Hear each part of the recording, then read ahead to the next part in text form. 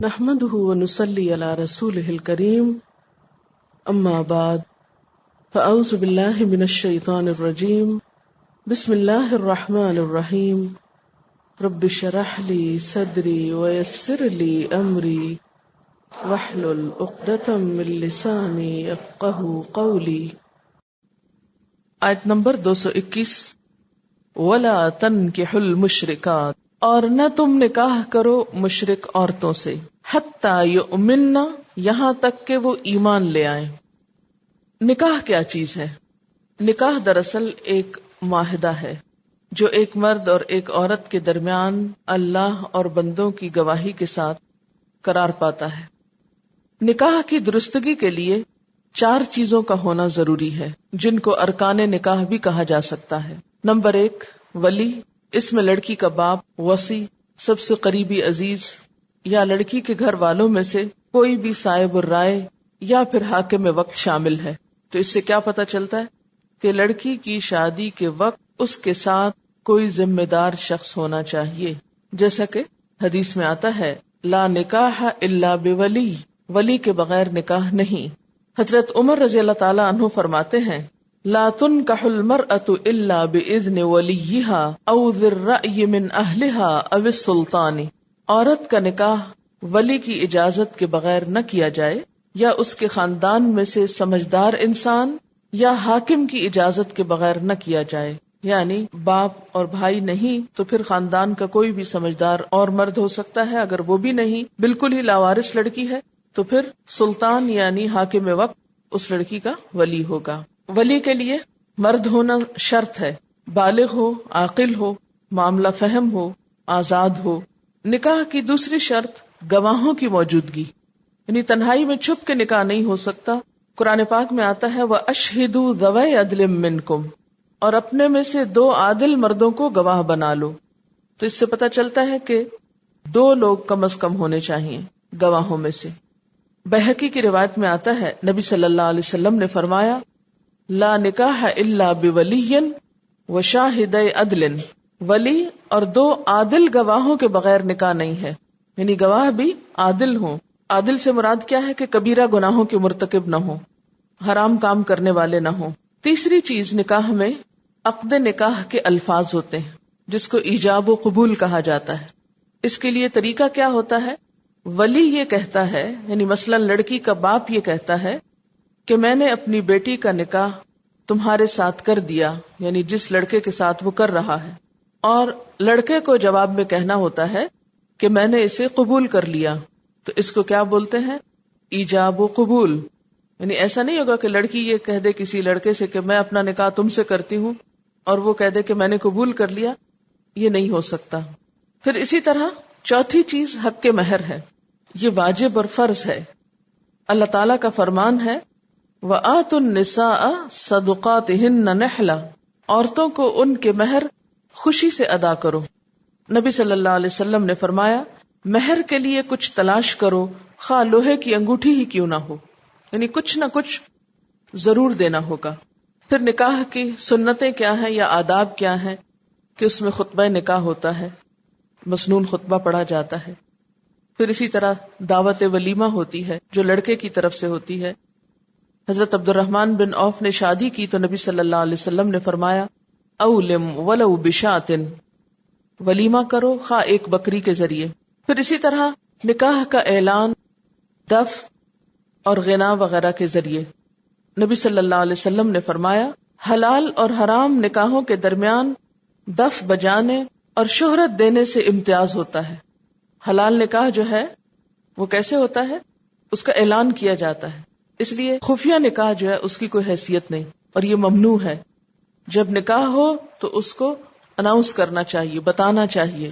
اور دف کیا ہوتا ہے؟ ایک طرح سے میوزیکل انسٹرومنٹ ہے جو 1 سائیڈڈ ہوتا ہے. ڈھول 2 طرف سے ہوتا ہے نا، دف ایک طرف سے ہوتا ہے. تو اس کا بجانا، گانا، یعنی خوشی کا منانا جو ہے اس موقع پر، وہ نکاح کا ایک طرح سے اعلان ہوتا ہے. یہ کسی بھی اور طرح بعض اوقات ہمارے ہاں وہ پٹاخے وغیرہ بجاتے ہیں یا ڈھول دھماکے ہوتے ہیں تو ڈھول دھماکے کی اجازت نہیں ہے، دف کی اجازت ہے. پھر اسی طرح اس موقع پر میاں بیوی کے لیے دعا بھی کرنی چاہیے. حضرت ابو ہریرہ رضی اللہ تعالی عنہ فرماتے ہیں کہ نبی صلی اللہ علیہ وسلم جب کسی کو دعا دیتے تو فرماتے بارک اللہ لکا و بارک علیکا و جمع بینکما فی خیر. ترجمہ ہے اللہ تعالیٰ تیرے لیے اور تجھ پر برکت فرمائے اور تم دونوں کو خیر میں اکٹھا رکھے. اسی طرح شوال میں شادی اور رخصتی مستحب ہے، یعنی فرض نہیں ہے، مستحب ہے، پسندیدہ ہے. حضرت عائشہ فرماتی ہے کہ رسول اللہ صلی اللہ علیہ وسلم نے شوال کے مہینے میں میرے ساتھ نکاح کیا. شوال میں ہی آپ مجھے اپنے گھر لائے، تو اس سے اس کا مستحب ہونا ثابت ہوتا ہے. حضرت عائشہ اپنی رشتہ دار لڑکیوں کے لیے شوال کے مہینے کو شادی کے لیے پسند فرماتی.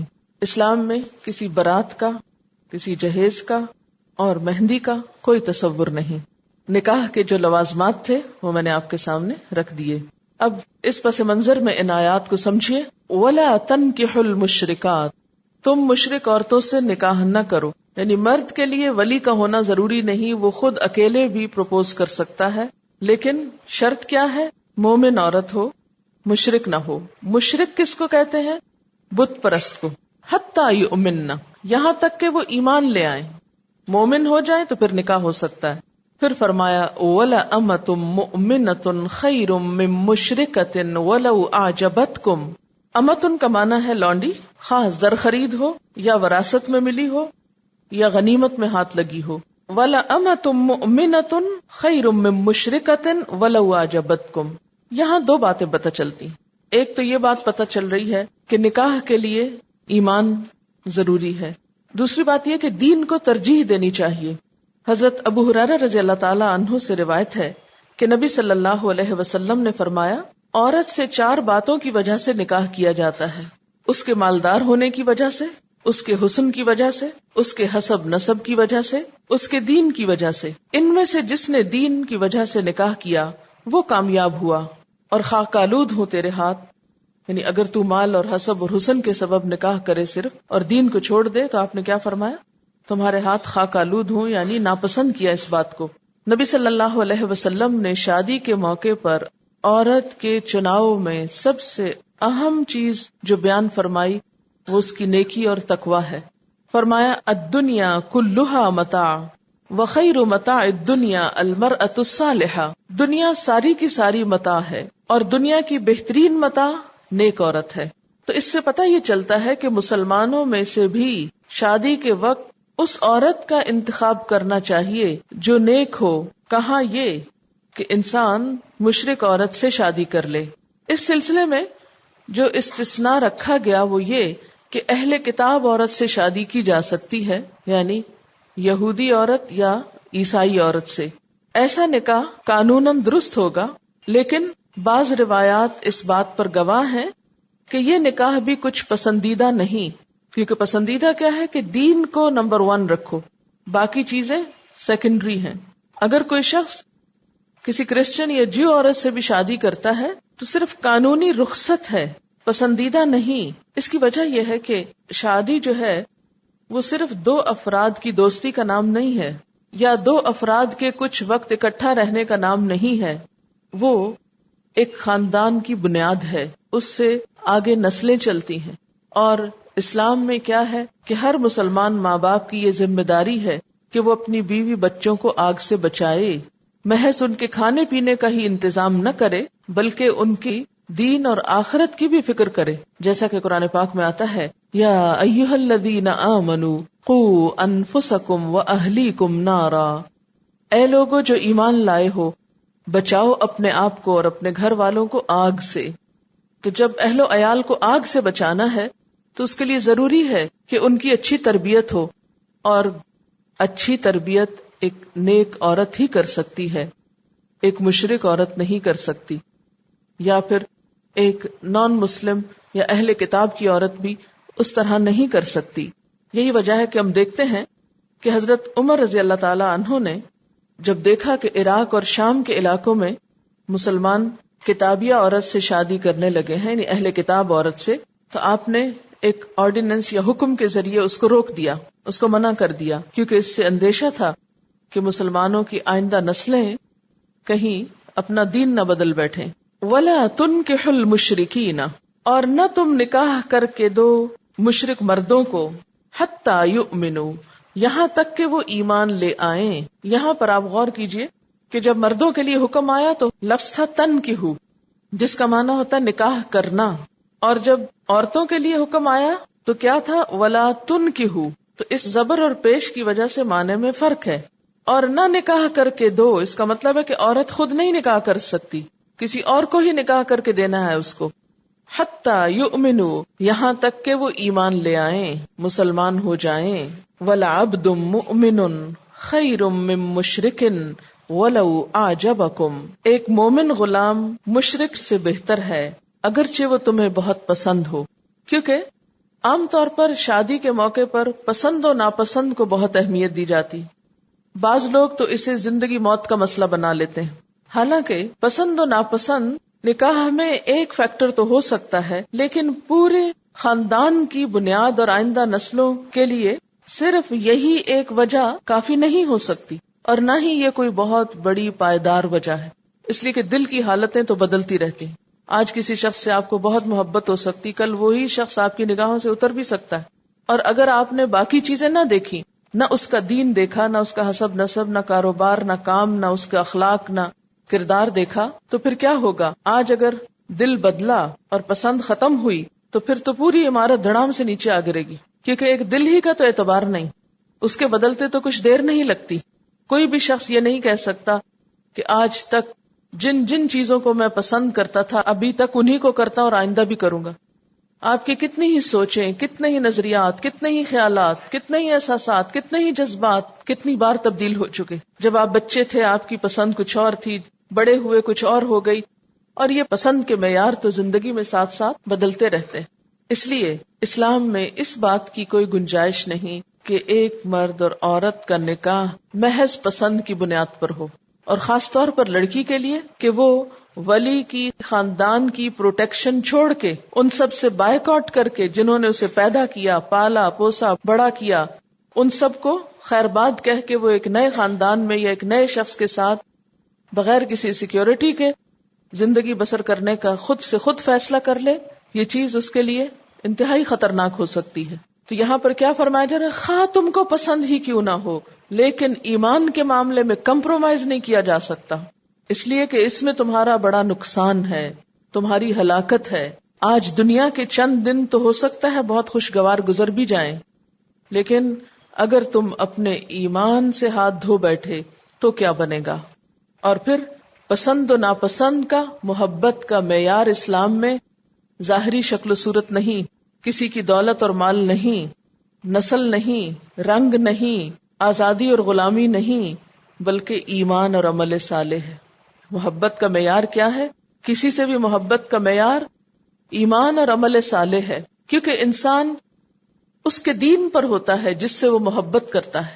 تو اس لیے انسان کو ہمیشہ یہ دیکھنا چاہیے کہ وہ کس کی محبت میں گرفتار ہو رہا ہے، کیونکہ محبت کے معاملات ایسے ہوتے ہیں کہ جس کی بنیاد پر انسان بڑی بڑی قربانیاں دے جاتا ہے. کہیں ایسا نہ ہو کہ اس محبت کی خاطر تم اپنے ایمان کی قربانی دے جاؤ. ایسا کرو گے تو خدا کو منہ نہ دکھا سکو گے. اسی لیے صاف فرما دیا گیا وَلَعَبْدٌ مُؤْمِنٌ خَيْرٌ مِّن مُشْرِكٍ، ایک غلام، ایک ادنا درجے کا انسان جس کی معاشرے میں، سوسائٹی میں کوئی ویلیو نہیں، جس کے پاس کچھ مال نہیں، کچھ زندگی کی رونق نہیں، اللہ کی نظر میں وہ کہیں زیادہ بڑا ہے اس مشرک سے جس کے پاس بہت دنیا ہے یا بہت ہینڈسم اور سمارٹ ہے اور تمہارے دل میں بہت اترا ہوا ہے. نہیں. کیوں نہیں؟ اولئک یدعون الی النار، یہ لوگ تمہیں آگ کی طرف بلاتے ہیں. تمہارے ایمان جانے کا خطرہ ہے اور تمہارے آگ کی طرف جانے کا اندیشہ ہے، اس لیے ان کی بات نہیں مانی جا سکتی. اللہ کی بات مانو. کیوں؟ اس لیے کہ واللہ یدعو الی الجنہ، اللہ جنت کی طرف بلا رہا ہے، والمغفرۃ باذنہ، اور اپنے اذن سے بخشش کی طرف بلا رہا ہے. اگر تم اس کی بات مان لو گے تو اس صبر کے نتیجے میں، اس قربانی کے نتیجے میں کہ تم نے اپنی پسند کو پیچھے چھوڑ دیا اللہ کی پسند میں، تو تمہیں اس کا صلہ کیا ملے گا؟ جنت اور بخشش. وَيُبَيِّنُ آيَاتِهِ لِلنَّاسِ، اور وہ بیان کرتا ہے اپنی آیات کو اپنے احکامات کو سب لوگوں کے لیے کیوں بیان کرتا ہے، کیوں کھول کھول کے رکھتا ہے؟ لعلہم یتذکرون، تاکہ وہ نصیحت پکڑیں، تاکہ وہ بات سمجھ جائیں۔ وَيَسْأَلُونَكَ عَنِ الْمَحِيضِ، اور وہ سوال کرتے ہیں آپ سے حیض کے بارے میں۔ محیض کا لفظ جو ہے اس کا روٹ ہے واو ضاد ہے، حوض۔ حوض کا لفظ آپ نے اردو میں بھی پڑھا ہوگا۔ حاض یحیض کا مطلب ہوتا ہے بہنا۔ حوض کو حوض اس لیے کہتے ہیں کہ اس میں پانی بہتا ہے، لیکن حیض سے مراد وہ خون ہے جو مخصوص دنوں میں صفت خاص کے ساتھ بلوغت کے بعد عورت کے رحم سے جاری ہوتا ہے، خلاف عادت استحاضہ کہلاتا ہے۔ اب یہ سوال کیوں پیدا ہوا اور اس سوال کی کیا اہمیت ہے؟ اور اس سوال کو یہاں پر اس لیے بھی رکھا گیا کہ اس کے بعد جو احکامات آ رہے ہیں ان میں اس معاملے کا بہت عمل دخل ہے، یعنی نکاح، طلاق، عدت، وراثت، ان سب آئلی مسائل میں حیض کا ایک بہت عمل دخل ہے۔ تو اس لیے آپ سے پوچھا گیا وَيَسْأَلُونَكَ عَنِ الْمَحِيضِ، وہ آپ سے سوال کرتے ہیں حیض کے بارے میں کہ حیض میں عورت کی حالت کیا ہوتی ہے، یا اس میں عورت کے ساتھ تعلق کی صورت کیا ہو سکتی ہے۔ فرمایا قُلْ هُوَ أَذًى، کہہ دیجئے وہ اذا ہے۔ اذا کا لفظی معنی ہوتا ہے تکلیف، بیماری، گندگی۔ حیض کیا ہے؟ ایک تکلیف کی حالت ہے، بیماری کی سی حالت ہے، یعنی صحت کی نسبت بیماری کے قریب ہوتا ہے انسان، اور گندگی ہے، نجاست ہے۔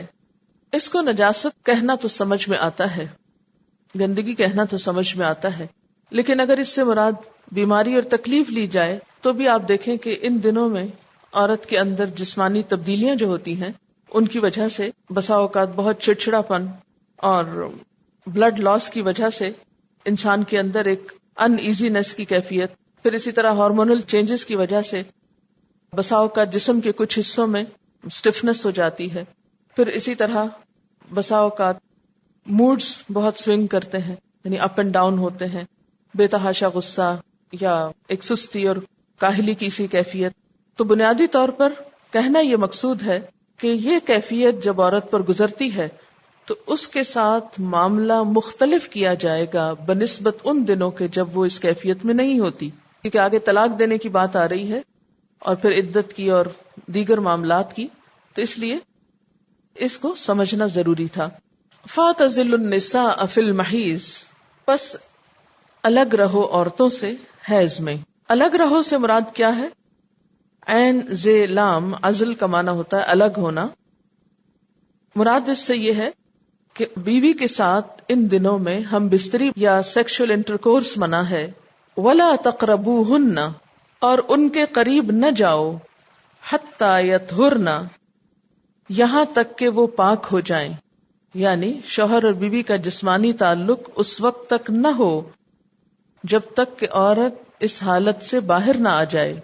یطہرنا کا لفظ جو ہے توئے ہیرے سے، طہر سے، اس کا ایک معنی تو یہ بیان کیا گیا ہے کہ خون بند ہو جائے اور غسل ابھی نہ بھی کیا ہو تو محض خون کا بند ہونا طہر ہے، اور دوسرا معنی یہ ہے کہ خون بند ہونے کے بعد غسل بھی کر لیا جائے، کیونکہ آگے آتا ہے فَإِذَا تَطَهَّرْنَ، پھر جب وہ پاک ہو جائیں یعنی غسل کر لیں۔ تطہر باب تفاعل سے ہے، فَأْتُوهُنَّ، تو آؤ ان کے پاس، مِنْ حَيْثُ أَمَرَكُمُ اللَّهُ، جہاں سے حکم دیا تم کو اللہ نے۔ قرآن پاک کی اس آیت سے تو یہ پتہ چلتا ہے کہ شوہر اور بیوی کا تعلق منع ہے، لیکن اس کے علاوہ کچھ اور کام ایسے ہیں جو حالت حیض میں نہیں کیے جانے چاہیے۔ نمبر 1، عورت نماز نہیں پڑھ سکتی، اور اس دوران کی نماز معاف ہے، اس کی قضا واجب نہیں۔ نمبر 2، روزے نہیں رکھ سکتی لیکن روزوں کی قضا ہے۔ نمبر 3، طواف کعبہ نہیں کر سکتی، البتہ حج کے باقی ارکان بجا لا سکتی ہے، یعنی منی، عرفات وغیرہ میں جا سکتی۔ طواف کعبہ اسی وقت ہوگا جب کہ وہ پوری طرح پاک ہو جائے۔ نمبر 4، وہ کعبہ میں یا کسی مسجد میں داخل نہیں ہو سکتی، مسجد میں جانا منع ہے، الا یہ کہ مسجد سے منسلک اگر کوئی کمیونٹی سینٹر ہے یا اس کا صحن ہے یا کوئی گزرگاہ ہے تو گزرنے کی اجازت ہے. یا مسجد کے ساتھ ساتھ جو اور عمارتیں ہیں مسجد کا حصہ، جیسے باہر کے ملکوں میں اسلامک سینٹرز عام طور پر اس طرح ہوتے ہیں کہ وہ نماز کے علاوہ کمیونٹی سینٹر اور سکول کا بھی کام دیتے ہیں. یعنی بہت سی جگہ ایسی کہ جہاں مسجد بھی اور مسجد کے ساتھ سکول بھی ہے، کمیونٹی سینٹر بھی ہے، کھیل کود کی جگہ بھی ہے. تو اس سارے ایریا میں جانا منع نہیں، صرف اس ایریا میں جانا منع ہے جہاں 5 وقت نماز با جماعت ہوتی ہو. پھر اسی طرح قرآن پاک کو نہیں چھو سکتی، البتہ زبانی تلاوت کی اکثر علماء کے نزدیک اجازت ہے. اسی طرح سیکھنے کے لیے اجازت ہے. قرآن پاک سے مراد کیا ہے؟ یہ ٹیکسٹ کے الفاظ. تو اس حالت میں عربی عبارت کو ہاتھ نہیں لگانا چاہیے. اگر تعلیم کی غرض سے ضرورت ہو تو کیا کیا جا سکتا ہے؟ گلوز پہنے جا سکتے ہیں یا کسی کپڑے کو بیچ میں رکھ کے لکھا جا سکتا ہے، یعنی ہاتھ کے گرد کپڑا ہو اور پین بیچ میں سے لے کر لکھا جائے. یا پھر یہ ہے کہ کوئی ٹیشو پیپر یا کوئی کاغذ اور رکھ لیا جائے. تو اس حالت میں قرآن پاک کے الفاظ کو نہیں چھونا چاہیے. باقی رہی جلد، تو ظاہر ہے کہ یہ پلاسٹک یا یہ گتا تو قرآن پاک نہیں ہے نا، تو اس کو اگر اٹھا لیا یا اس کو کھول بند کر لیا یا کوئی تفسیر کی کتاب ہے اور کاغذ کو پکڑ لیا تو اس کی ممانعت نہیں ہے، اس کی اجازت ہے. اس کے بارے میں میرے سامنے اس وقت سعودی عرب کے مفتی عام علامہ عبدالعزیز بن عبداللہ بن باز کا فتویٰ ہے. میں اس کو ایز اٹ از پڑھ دیتی ہوں. اگر آپ کو اس کی کاپی چاہیے ہو تو میں اویلیبل کر دوں گی انشاءاللہ، تاکہ آپ خود اپنے پاس بھی دلیل رکھیں اور کوئی اور بھی پوچھے تو اس کو بتا سکیں. ان سے کسی نے سوال کیا تھا، ہم گرلز کالج کی طالبات کے لیے قرآن کریم کا ایک پارہ حفظ کرنا ضروری ہے.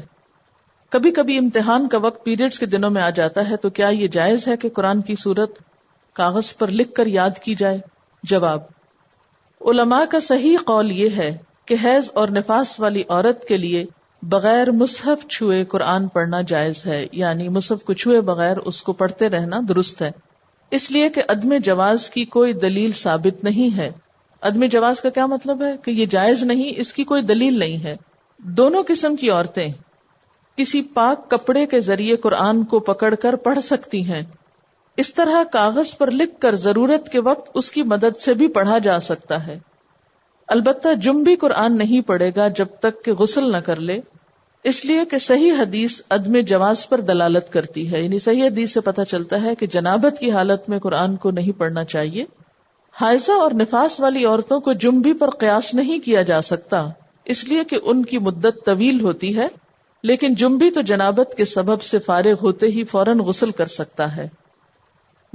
پھر دوسرا سوال ہے، کیا حائضہ عورت عرفات میں کتاب کی مدد سے دعائیں پڑھ سکتی ہے؟ یعنی یہ جو ذکر اذکار وغیرہ ہم پڑھتے ہیں، جبکہ اس میں قرآن کریم کی آیات بھی ہوتی ہیں.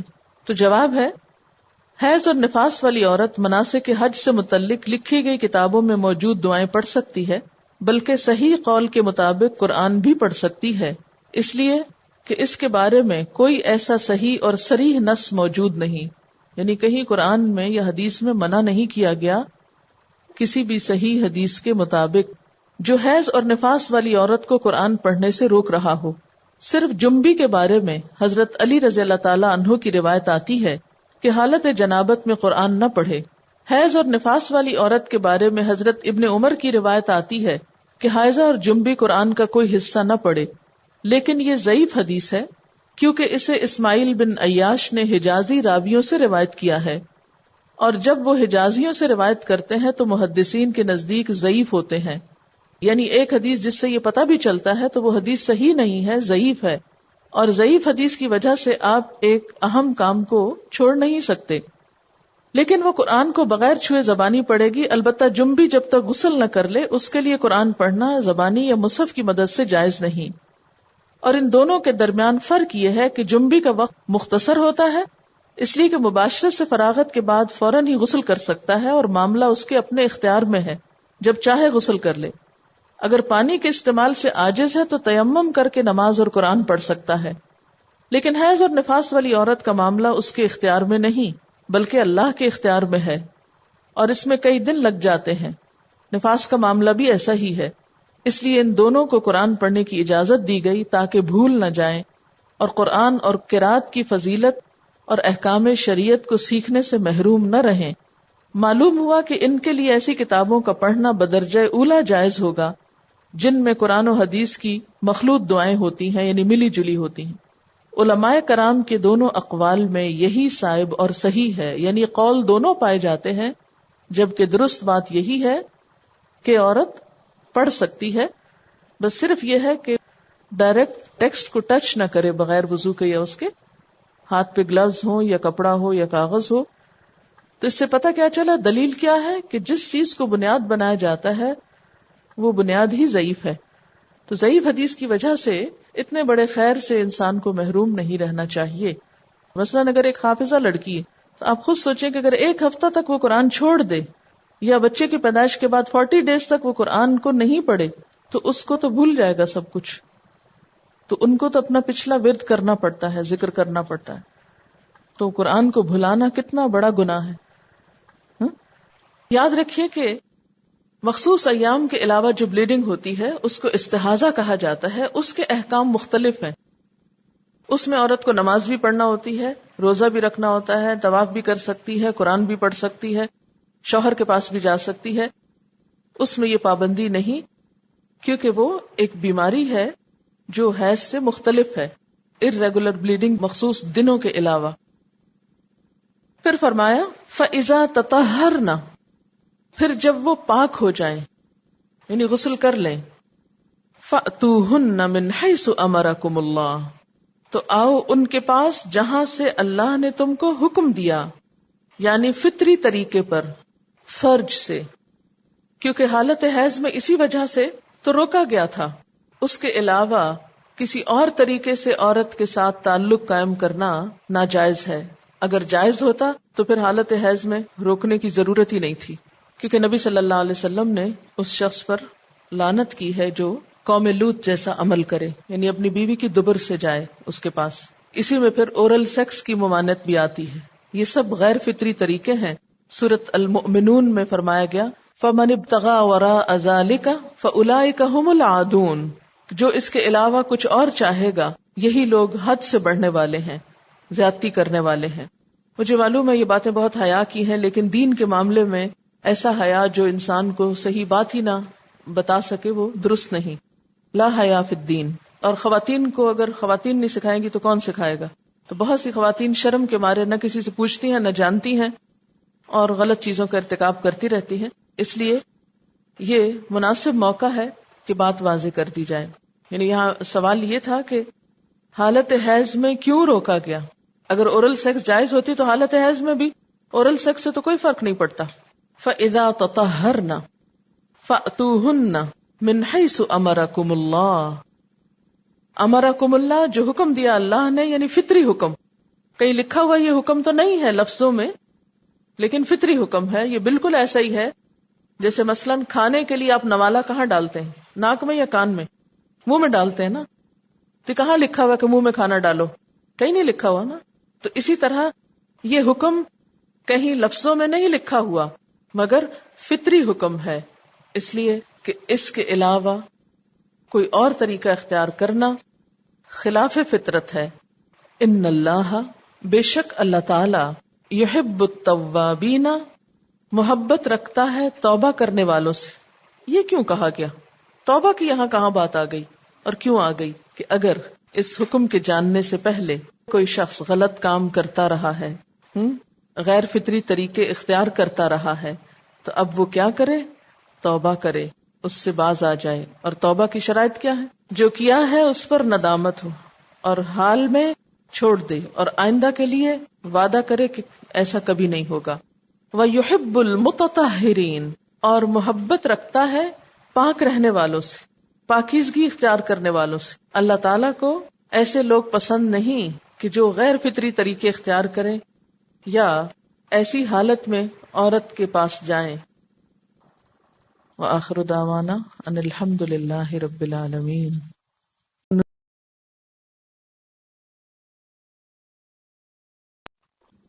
نحمده ونصلي على رسوله الكريم، اما بعد فاعوذ باللہ من الشیطان الرجیم بسم اللہ الرحمن الرحیم رب اشرح لی صدری ویسر لی امری واحلل عقدۃ من لسانی یفقہوا قولی.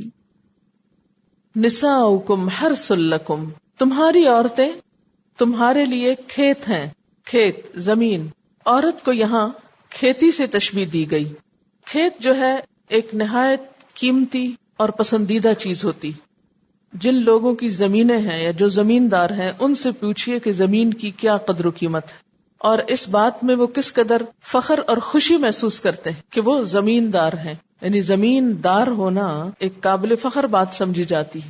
بہت سی خواتین اس لفظ سے افینڈ بھی ہوتی ہیں کہ ہمیں کھیت کیوں کہا گیا، لیکن اگر وہ کھیت والوں سے کھیت کی اہمیت پوچھیں تو شاید ایسا نہ ہو. یہاں کھیت سے تشبیہ دینے کا مطلب یہ تھا کہ مرد عورت کو اہمیت دیں. ایک کسان اور کھیت کا تعلق کیا تعلق ہوتا ہے کہ وہ اسے حاصل کر کے خوش ہوتا ہے، آنرڈ فیل کرتا ہے. جب اس میں جاتا ہے یا اس کے پاس جاتا ہے تو خوشی محسوس کرتا ہے، یعنی حاصل کر کے بھی اور اس کے پاس جا کر بھی. پھر اپنی زمین اور اپنا کھیت یا اپنا گھر کیسا ہوتا ہے کہ جس میں جاتے ہوئے انسان کو کوئی شرم نہیں آتی، کوئی ڈر خوف نہیں ہوتا. مطلب یہ کہ کسی اور عورت کے پاس جاتے ہوئے یا اس سے ایسا کوئی تعلق قائم کرتے ہوئے ایک خوف محسوس ہوتا، مگر اپنی بیوی جو ہے وہ ایک طرح سے خوشی کا سبب ہے اور اس کے پاس جاتے ہوئے کوئی جھجک یا ڈر نہیں ہونا چاہیے. پھر اسی طرح کھیتی کو ویران اور بنجر نہیں چھوڑ دیا جاتا، اس کی کیئر کی جاتی، نگہداشت کی جاتی، اس میں مناسب وقت پر فصل اگائی جاتی، پانی دیا جاتا ہے. اس کے اندر اگر کوئی اور ایسی چیزیں اگائیں جو انوانٹیڈ ہیں تو ان کو نکال دیا جاتا ہے. پھر اسی طرح انسان اپنی کھیتی میں آزادی سے، بے تکلفی سے، خود مختاری سے جب چاہے جا سکتا ہے. فرمایا نساؤکم حرث لکم، تمہاری بیویاں تمہاری کھیت ہیں. فأتوا حرثکم، آؤ اپنی کھیتی کے پاس. انا شئتم، جہاں سے چاہو تم. انا کا مطلب کیا ہے؟ جس طرح، جہاں سے، جب، یعنی ظرف زمان بھی ہے اور ظرف مکان بھی ہے. کوئی وقت کی قید نہیں رکھی اور کوئی جھجک نہیں رکھی. اس آیت کے شان نزول میں دو طرح کی احادیث بھی آئی ہیں. نمبر 1، یہودی کہا کرتے تھے کہ اگر کوئی شخص اپنی بیوی کے پاس اس کے پیچھے سے آئے تو بچہ بھینگا ہوتا ہے. تو ان کے اس خیال کی تردید کی گئی اور یہ آیت نازل ہوئی. یہ بخاری کی روایت ہے. اسی طرح ایک دفعہ حضرت عمر نبی صلی اللہ علیہ وسلم کے پاس آئے اور کہنے لگے کہ میں ہلاک ہو گیا. آپ نے پوچھا تجھے کس چیز نے ہلاک کیا؟ کہنے لگے میں نے آج اپنی سواری پھیر لی. آپ نے کچھ جواب نہ دیا یہاں تک کہ یہ آیت نازل ہوئی. پھر فرمایا کہ آگے سے صحبت کرو یا پیچھے سے، مگر دبر میں یا حالت حیض میں مجامت نہ کرو. تو انا شئتم کا مطلب یہی ہے. اس سے مراد یعنی دبر میں جانے کی اجازت نہیں، لیکن رخ کوئی بھی ہو سکتا ہے. وقدموا لانفسکم، اور آگے بھیجو اپنے نفسوں کے لیے. قدموا کا لفظ قدم سے ہے، قاف دال میم اس کا روٹ ہے. قدم اٹھانے سے مراد ہوتا ہے آگے چل کے جانا. تو قدموا لانفسکم کا مطلب کیا ہے کہ اپنے لیے آگے بڑھاؤ. یعنی نمبر 1، عورت کے پاس محض سیر و تفریح کے لیے نہیں جاؤ. عورت کو جسٹ فار انجوائمنٹ مت سمجھو، بلکہ جس طرح کھیت میں محض تفریح کے لیے نہیں جاتے اور زمین کو ایسے ہی بنجر ویران نہیں چھوڑ دیتے بلکہ وہاں پر کچھ اگاتے ہو، اسی طرح بیوی کے ساتھ تعلق میں یہ بات سامنے رہے کہ اس سے اولاد بھی حاصل کرنا ہے. اپنے لیے آگے بڑھاؤ یعنی نسل کو آگے بڑھاؤ، یہ مراد ہے. دوسرا معنی یہ ہے کہ آخرت کی فکر بھی کرو، اپنی آخرت کے لیے آگے بڑھاؤ. کیا؟ یعنی اگر اچھے بچے ہوں گے تو صدقہ جاریہ ہوں گے، تمہارے لیے خوشی کا سبب ہوں گے، تو تمہاری آخرت میں تمہیں کام آئیں گے. یعنی بچوں کے نیک عمل جو ہیں وہ ماں باپ کے لیے صدقہ جاریہ ہوتے ہیں. اور اگر انسان اولاد کی اچھی تربیت نہیں کرتا اور محض اپنے نفس کی تسکین کے لیے شادی کرتا ہے اور اس کو آگے کی کچھ فکر نہیں، تو یہ طریقہ درست نہیں. اور ایک مطلب یہ بھی بنتا ہے کہ شادی محض ایک انجوائمنٹ نہیں اور زندگی کا مقصد محض شادی کرنا یا مرد اور عورت کے تعلق کے گرد گھومنا ہی نہیں. یعنی زندگی صرف یہ نہیں کہ ایک عورت مرد کے بارے میں سوچتی رہے یا مرد عورت کے بارے میں سوچتا رہے یا دونوں ایک دوسرے کے خیال میں گم رہے اور اسی میں جئیں اور اسی میں مریں اور دنیا میں کوئی اور کام نہ کریں تعمیری طور پر اور نہ آخرت کی کچھ فکر کریں نہ کوئی بڑے مقصد کے لیے جئیں. تو مسلمان صرف ایسے نہیں جیتا. ٹھیک ہے، یہ دونوں کا تعلق جو ہے ایک فطری تسکین ہے، خوشی کا سبب ہے، گھر انسان کے لیے آرام اور سکون کا سبب ہے، لیکن سب کچھ صرف گھر اور دنیا ہی نہیں. قدموا لانفسکم، آگے کی بھی فکر کیا کرو، صرف یہی نہیں رہنا، آگے بھی جانا ہے. تو دو بڑے مطلب ہوئے. ایک تو یہ کہ عورت کے ساتھ محض ایک انجوائمنٹ کا تعلق نہ ہو بلکہ اولاد بھی ہونی چاہیے. اور دوسرا مطلب کیا ہے کہ محض انجوائمنٹ اور اولاد ہی نہیں زندگی، بلکہ اس سے بڑھ کر آگے تم آخرت کی تعمیر کی بھی فکر کرو. واتقوا اللہ، اور ڈرو اللہ سے. اب آپ دیکھیں کہ باتیں کیا ہو رہی ہیں، حیض کی، طہر کی، شادی کی، اور اس میں تقوی. اس لیے کہ ان ساری چیزوں میں جب تک خدا کا خوف نہ ہو اس وقت تک حقیقی خوشی حاصل نہیں ہو سکتی. اور اللہ سے ڈرو. وَاعْلَمُوا، اور جان لو، علم حاصل کرو. کس بات کا؟ انکم ملاقوہ، کہ تم اس سے ملاقات کرنے والے ہو، اللہ کو جا کر ملنے والے ہو. اگر دنیا میں تم نے ایک دوسرے کے حقوق نہ دیے، شوہر نے بیوی یا بیوی نے شوہر کے حقوق پامال کیے، تو جان لو کہ تمہیں اللہ کو جواب دینا ہے. کیونکہ بسا اوقات مرد شادی تو کر لیتے ہیں لیکن بیوی کا حق نہیں دیتے، اس کو پوچھتے بھی نہیں، اس کو اگنور کرتے ہیں، چھوڑ دیتے ہیں، زیادتی کرتے ہیں. اسی طرح بسا اوقات بیویاں بھی شوہر کے حقوق ادا نہیں کرتی. تو اس معاملے میں خدا سے ڈرو، یاد رکھو تمہیں اللہ کے پاس جانا ہے، کیونکہ حقوق العباد کی بہت پوچھ ہے. حقوق العباد میں کمی کوتاہی کا ازالہ نماز روزہ بھی نہیں کر سکتا. وبشر المؤمنین، اور ایمان والوں کو خوشخبری دے دو. کس بات کی خوشخبری؟ کہ ان کے لیے اللہ نے اس تعلق کی اجازت دے کر ایک خوشی کا موقع پیدا کیا دنیا میں، پھر اولاد دی جو صدقہ جاریہ بنے گی، پھر اگر خود اچھے کام کیے، تقوی اختیار کیا اور دوسروں کے حقوق ادا کیے اور اولاد کی اچھی تربیت کی تو جنت کی خوشخبری بھی ہے. وَلَا تَجْعَلُوا اللَّهَ عُرْضَةً لِأَيْمَانِكُمْ، اور نہ تم بناؤ اللہ کو نشانہ اپنی قسموں کا. عرضہ عین رے دواد اس کا روٹ ہے. ارضا کا معنی ہوتا ہے سامنے، اور عرضہ کہتے ہیں ڈھال کو، کیونکہ ڈھال بھی کیا کی جاتی، جب وار آتا ہے تو انسان اپنے سامنے کر لیتا ہے. پھر اس کا معنی رکاوٹ بھی ہے، نشانہ بھی ہے، آڑ بھی ہے. تو اللہ کو آڑ نہ بناؤ، ڈھال نہ بناؤ اپنی قسموں کے لیے. اور قسمیں بھی کیسی؟ ان تبرو، یعنی اللہ تبرو، کہ تم نیکی نہ کرو گے، تقوی نہ کرو گے، لوگوں میں صلح نہیں کراؤ گے. یعنی اللہ تعالی کی ہستی تو رحمان اور رحیم ہے، پھر اس رب کا نام لے کر، اس کے نام کی قسمیں کھا کر تم خیر سے رکو گے، تم نیکی کے کام نہیں کرو گے، یہ کیسے درست ہو سکتا ہے؟ یعنی اللہ کا نام لے کر نیکی مت چھوڑو، اللہ کے نام کی آڑ میں اچھے کام مت چھوڑو. اس کی مثال کیا ہے؟ اس کی مثال ایسے ہی ہے جیسے کوئی اللہ کے نام کی قسم کھا کر کہے میں تمہیں تمہارا حق نہیں دوں گا، میں تمہیں کوئی چیز نہیں دوں گا، مثلا میں تمہیں کبھی سلام نہیں کروں گا، یا یہ کہ میں فلاں لوگوں کے درمیان صلح نہیں کراؤں گا. فرمایا کہ مومن کی تو یہ شان نہیں ہو سکتی، ویسے بھی وہ اس طرح کے کام نہیں کرتا. کہاں یہ کہ وہ قسم کھا کر ایسی باتیں کرے. واللہ سمیع علیم، اور اللہ سننے والا ہے، جاننے والا ہے. یعنی اللہ تعالیٰ کے عظیم نام کو ایسی لایانی قسموں کے لیے استعمال کرنا تو ایسا ہی ہے جیسے مثلا کسی مچھر کو مارنے کے لیے ایک توپ چلائی جائے. یعنی اتنی پیٹی تھنگس پر، چھوٹی چھوٹی باتوں پر تم اللہ کے نام کی قسمیں کھاتے ہو، اور وہ بھی کام یہ کہ ہم نیکی نہ کریں گے. یعنی نیکی اور تقوی کے خلاف قسموں کے لیے ایسے پاک نام کو استعمال کرنا جو ہے یہ درست نہیں. واللہ سمیع علیم، اللہ سننے والا ہے، جاننے والا ہے. اس کا کیا مطلب ہے کہ جو تم کہہ رہے ہو، جو قسمیں بول رہے ہو، وہ سنتا ہے، اور جو تم دل میں سوچے ہوئے ہو وہ جانتا ہے.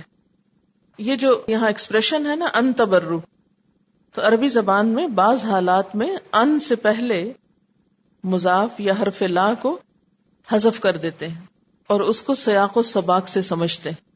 یعنی کیسے پتا چلا کہ یہاں حذف ہے؟ کیونکہ کانٹیکسٹ یہی بتا رہا ہے. کیونکہ اگر ہم یہ کہیں کہ تم نیکی کرو گے اور تقوی کرو گے اور صلح کراؤ گے، تو پچھلی والی بات کا کوئی مقصد نہیں بنتا نا، کہ تم نہ بناؤ اللہ کے نام کو آڑ کہ تم نیکی کرو گے. اس کا کیا مطلب ہے؟ میننگ لیس سینٹینس ہو جاتا ہے نا. ایسی بہت سی مثالیں ہیں. تو کانٹیکسٹ سے پتہ چلتا ہے کہ یہاں پر لا حذف ہے. تو مراد اس سے کیا ہے کہ غصے میں آ کے ایسی قسمیں مت کھاؤ کہ میں فلاں کے ساتھ نیکی نہیں کروں گا، فلاں سے بولوں گا نہیں، فلاں کے درمیان صلح نہیں کراؤں گا. اگر کوئی ایسی قسم کھا لے تو کیا کرنا چاہیے؟ ایسی قسم توڑ دینی چاہیے اور اس کا کفارہ دے دینا چاہیے. پھر فرمایا لا یؤاخذکم اللہ باللغو فی ایمانکم، اللہ نہیں مواخذہ کرے گا تمہاری قسموں میں لغو پر. لغو کیا ہوتا ہے؟ لغو کہتے ہیں ایسا کام یا کلام جس کا کوئی فائدہ نہ ہو، بے فائدہ چیز. یہ ایسے ہی نا جیسے لوگوں کی عادت ہوتی ہے اللہ کی قسم یہ نہیں، یا عربی میں کہتے واللہ یہ نہیں، یا انگریزی میں کہتے بائی گاڈ. تو اب یہ ایسے ہی بس منہ سے نکالے چلے جاتے ہیں. دے ڈونٹ مین اٹ، ان کی کوئی نیت نہیں ہوتی، ارادہ نہیں ہوتا. تو اس پر کیا فرمایا گیا کہ ایسی چیزوں پہ تو اللہ نہیں پکڑے گا جو بلا ارادہ بغیر سوچے سمجھے اس طرح عادتاً نکل جاتی ہیں، تکیہ کلام کے طور پر تمہارے منہ سے نکلتی. وَلَكِن يُؤَاخِذُكُم بِمَا كَسَبَتْ قُلُوبُكُم، لیکن وہ پکڑے گا تم کو ساتھ اس کے جو تمہارے دلوں نے کمائی کی. کسب کس کو کہتے ہیں؟ کاف سین بے. اپنے ہاتھ سے کی ہوئی کمائی، یعنی اپنی محنت سے یا اپنے ارادے سے کی ہوئی. فرمایا جو تمہارے دلوں نے ارادتاً غلط کام کیا یا غلط قسم کھائی اس پہ تمہاری پکڑ ہوگی. کیونکہ نیت کا بھی اجر ہوتا ہے نا، جیسے اچھی نیت پر اجر ملتا ہے ایسے ہی دل کے بعض اور اعمال پر بھی سزا یا جزا ملتی. مثلا بدگمانی جو ہے وہ کیا ہے؟ گناہ کا کام. ایاکم والظن فإن الظن اکذب الحدیث، بہت زیادہ گمان کرنے سے بچو کیونکہ بدگمانی سب سے جھوٹی بات ہے، کیونکہ اس کی کوئی دلیل نہیں. پھر اسی طرح قرآن پاک میں بھی آتا ہے یا ایھا الذین آمنوا اجتنبوا کثیرا من الظن ان بعض الظن اثم. اے لوگو جو ایمان لا چکے ہو، بچو بہت زیادہ گمان کرنے سے، کیونکہ بعض گمان جو ہیں وہ گناہ ہوتے ہیں. تب گمان کہاں ہوتا ہے؟ ہاتھ میں ہوتا ہے، کہیں دل میں ہوتا ہے نا. تو اس سے پتہ چلتا ہے کہ دل کی بعض حالتوں پر بھی پکڑ ہے. جیسے اچھی نیت پر اجر ہے، ایسے ہی بعض گمان کسی کے بارے میں غلط طور پر رکھنا، اس پر بھی پکڑ ہوگی. کسی کے بارے میں اچھا گمان کرنا ایک نیکی ہے، اچھائی ہے. اسی طرح کسی کے بارے میں برا گمان، بلا وجہ برا گمان رکھنا، اس پر پوچھ بھی ہو سکتی. تو یہاں پر کیا ہے؟ بما کسبت قلوبکم، یعنی عمدن جھوٹی قسم جو تم کھاؤ گے اور تمہیں پتا ہے تم جھوٹ بول رہے ہو اور پھر بھی اللہ کا نام لے کر تم غلط بات کر رہے ہو، اس پہ پکڑ ہوگی. واللہ غفور حلیم، اور اللہ بخشش فرمانے والا بردبار ہے. قسم کی نا 3 اقسام ہوتی ہیں. ایک ہوتی ہے یمین غموس، یعنی جان بوجھ کے جھوٹی قسم کھانا، جس کا اس آیت کے دوسرے حصے میں ذکر کیا گیا ہے. مثلا ایک شخص یہ کہتا ہے کہ اللہ کی قسم میں نے یہ کام نہیں کیا، حالانکہ اس نے وہ کیا ہوتا ہے. اس قسم کو غموس اس لیے کہتے ہیں کہ یہ قسم اٹھانے والے کو گناہ میں ڈبو دیتی. غمسہ کا کیا مطلب ہے؟ ڈبونا. تو ایسی قسم میں توبہ استغفار کرنی چاہیے، کیونکہ اس پہ پکڑ ہے. معافی مانگ لینی چاہیے اللہ تعالیٰ سے اگر ایسی کوئی بات زبان سے نکل گئی ہو، ورنہ قیامت کے دن محاسبہ ہوگا. اسی طرح لغو قسم تو یہ جیسے لا یؤاخذکم اللہ باللغو فی ایمانکم، جو بلا ارادہ انسان اٹھاتا ہے. حضرت عائشہ فرماتی ہیں اللغو فی الیمین کلام الرجل فی بیتہ لا واللہ. نجی گفتگو میں انسان کا یہ کہنا نہیں نہیں اللہ کی قسم، یہ لغو قسم ہے، یعنی بغیر ارادے کے نہیں نہیں اللہ کی قسم. اسی طرح یہ بھی لغو میں داخل ہے کہ قسم کے وقت انسان سمجھتا رہتا ہے کہ وہ سچ کہہ رہا ہے، مگر بعد میں پتا چلتا ہے کہ نہیں، وہ درست نہیں تھا. یعنی بعض اوقات آپ ایک چیز کے بارے میں بہت شور محسوس کرتے ہیں اپنے آپ کو، اور آپ قسم کھا لیتے ہیں، بعد میں پتا چلتا ہے نہیں، ایسا تو تھا ہی نہیں. بعض اوقات آپ کہتے ہیں نا میں فلاں کی تو قسم دیتا ہوں، آپ قسم دے چکتے ہیں، بعد میں پتا چلتا ہے وہ تو بات ایسی تھی نہیں.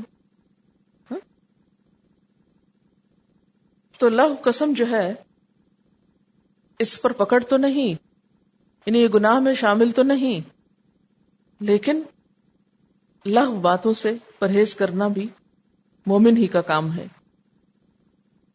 کیونکہ قرآن پاک میں آتا ہے وَإِذَا مَرُّوا بِاللَّغْوِ مَرُّوا كِرَامًا، کہ اللہ کے بندے لغو باتوں سے شریفانہ طور پہ گزر جاتے ہیں، لغو میں ان کی کوئی دلچسپی نہیں ہوتی.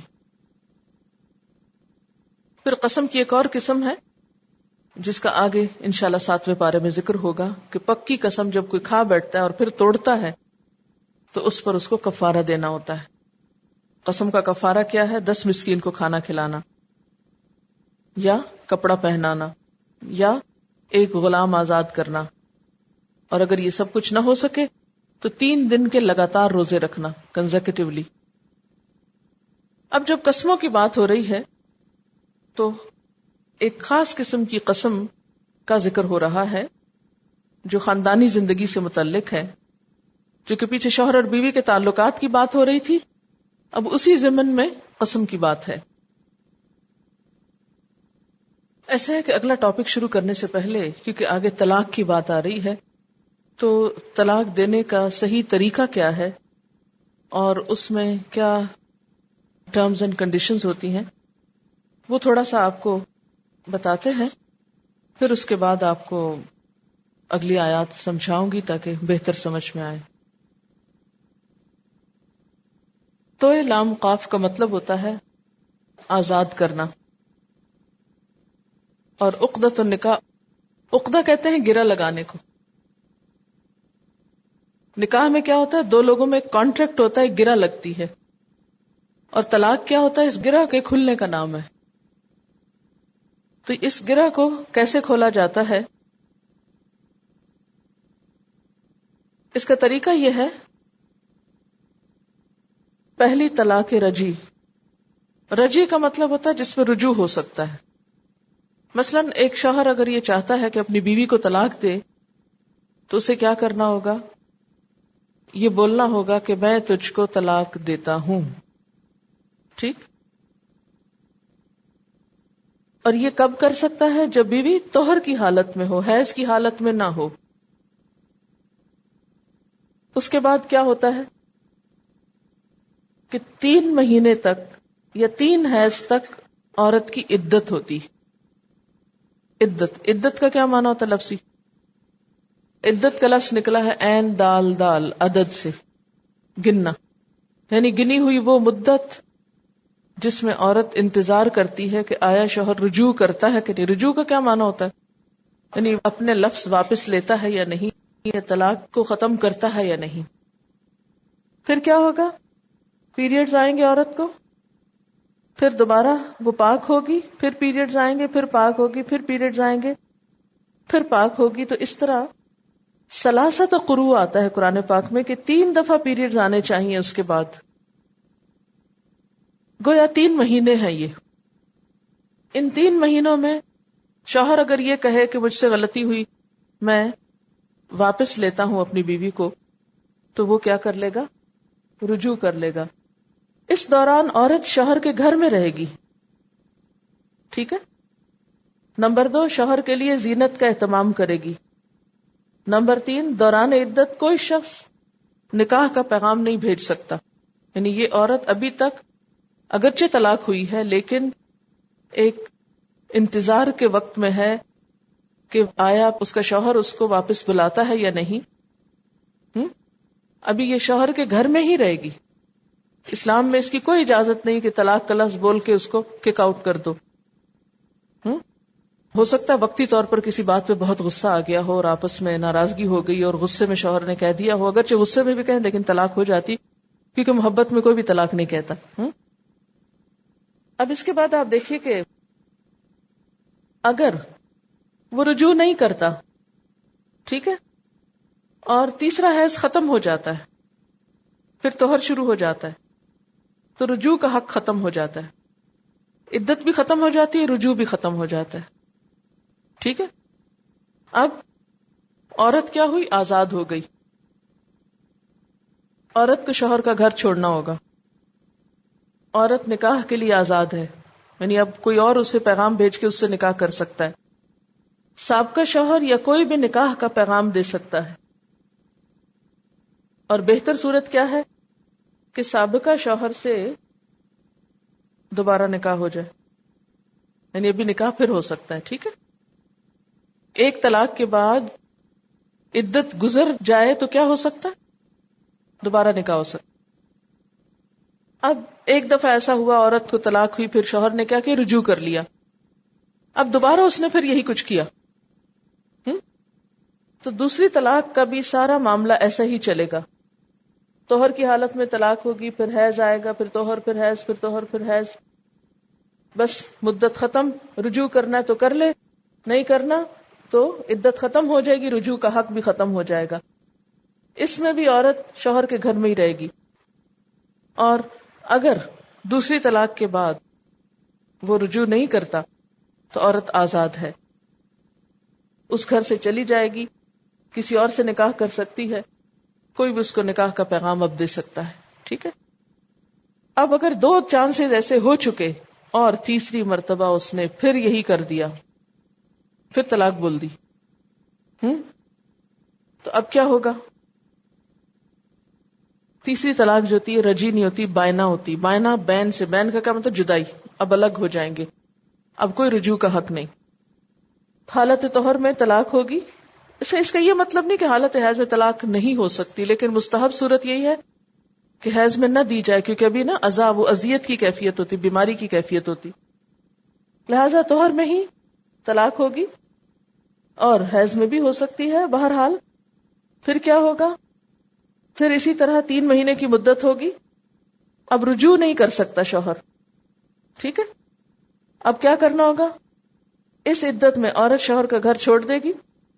دوران عدت کوئی بھی شخص اشارتاً نکاح کا پیغام دے سکتا ہے، کلیئرلی نہیں پروپوز کر سکتا، یعنی کوئی مینشن کر سکتا ہے، یعنی کسی دوسرے کے پاس یا کسی بھی طریقے سے. اب کیا ہوگا؟